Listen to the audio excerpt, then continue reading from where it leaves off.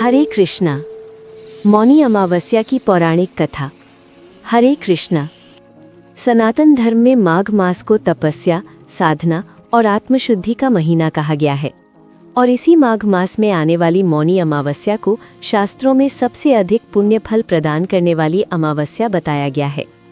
ये वो पावन तिथि है जब मौन धारण, गंगा स्नान, दान, तप और पितृतर्पण मनुष्य को जन्म जन्मांतर के पापों से मुक्त कर देते हैं।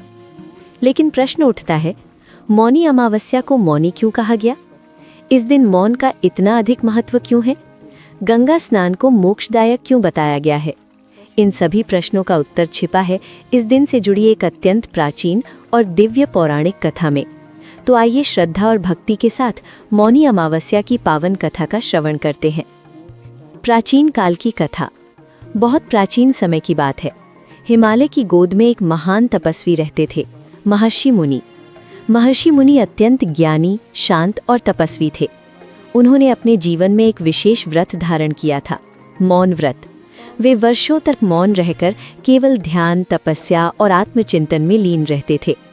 उनका मानना था कि जब तक वाणी शांत नहीं होती तब तक मन शांत नहीं हो सकता, और जब तक मन शांत नहीं होगा आत्मा का साक्षात्कार संभव नहीं।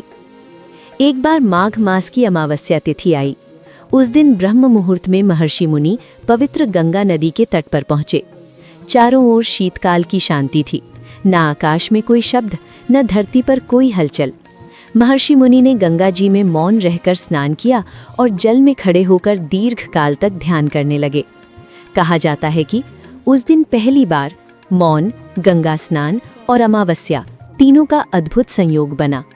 महर्षि मुनि की तपस्या से गंगा जल में दिव्य तेज उत्पन्न हुआ। देवताओं ने आकाश से पुष्प वर्षा की और स्वयं भगवान विष्णु वहां प्रकट हुए। भगवान विष्णु ने महर्षि मुनि से कहा, वत्स, तुम्हारे मौन और तपस्या से मैं अत्यंत प्रसन्न हूँ। आज तुम जो वर मांगना चाहो मांग सकते हो। महर्षि मुनि ने मौन तोड़ा और कहा, प्रभु, यदि आप प्रसन्न हैं तो इस अमावस्या तिथि को आने वाले युगों तक मनुष्यों के लिए पाप नाशिनी और मोक्षदायिनी बना दीजिए। भगवान विष्णु मुस्कुराए और बोले, आज से ये तिथि मौनी अमावस्या कहलाएगी। जो भी मनुष्य इस दिन मौन धारण कर गंगा स्नान, दान और तर्पण करेगा, उसके समस्त पाप नष्ट होंगे और उसे आध्यात्मिक बल प्राप्त होगा। इतना कहकर भगवान विष्णु अंतर्ध्यान हो गए। तभी से माघ मास की इस अमावस्या को मौनी अमावस्या कहा जाने लगा। शास्त्रों में वर्णन मिलता है कि इस दिन मौन रखने से मन के विकार शांत हो जाते हैं, वाणी संयम से आत्मा शुद्ध होती है, गंगा स्नान से जन्म जन्मांतर के पाप नष्ट होते हैं। राजा और प्रजा की कथा। पुराणों में एक और कथा आती है। एक बार एक राजा अपने राज्य में भयानक संकट से घिर गया। अकाल, रोग और अशांति फैल चुकी थी। राजा ने ऋषियों से उपाय पूछा। ऋषियों ने कहा, राजन, माघ मास की मौनी अमावस्या पर पूरे राज्य को मौन रखकर गंगा स्नान और दान करवाइए। राजा ने वैसा ही किया। मौनी अमावस्या के दिन पूरा राज्य मौन में डूबा रहा।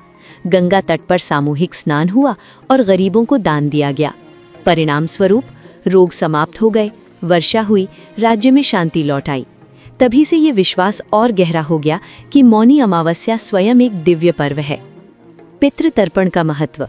शास्त्रों के अनुसार मौनी अमावस्या के दिन पितरों के लिए तर्पण, श्राद्ध, ब्राह्मण भोजन, दान करने से पितृदोष से मुक्ति मिलती है। कहा जाता है कि इस दिन पितृलोक के द्वार खुले रहते हैं और पितर अपने वंशजों के दान से तृप्त होते हैं। मौन का आध्यात्मिक रहस्य। मौन केवल बोलना बंद करना नहीं है। मौन का अर्थ है मन की अशांति को शांत करना, व्यर्थ विचारों से मुक्त होना, आत्मा से संवाद करना।